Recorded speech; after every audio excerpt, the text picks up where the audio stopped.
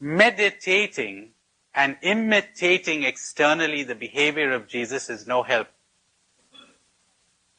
It's not a question of imitating Christ. It is a question of becoming what Jesus was. It's a question of becoming Christ, becoming aware, understanding what's going on within you. You know, all the other methods we use for self-change could be compared to pushing a car. Let's suppose you have to go from here to, what shall we say, to Syracuse.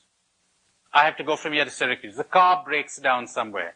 Say, well, too bad. The car's broken down. We roll up our sleeves and begin to push the car.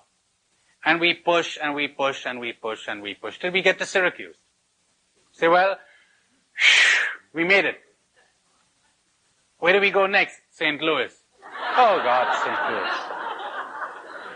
So we roll up our sleeves and push it all the way to St. Louis. You say, hey, you're making a mess of your life. Yes, but we got there, didn't we?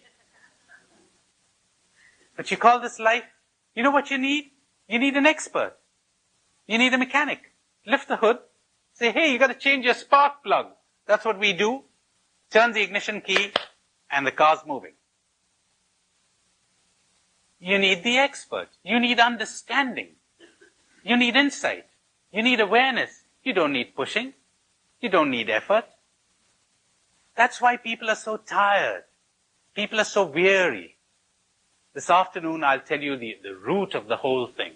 You were trained, and I was trained, to be dissatisfied with ourselves. That's where the thing is. That's where the evil comes from psychologically. We're always dissatisfied. We're always discontent. We're always pushing. So go on, make more efforts. More and more efforts. There's always that conflict inside. But there's very little understanding.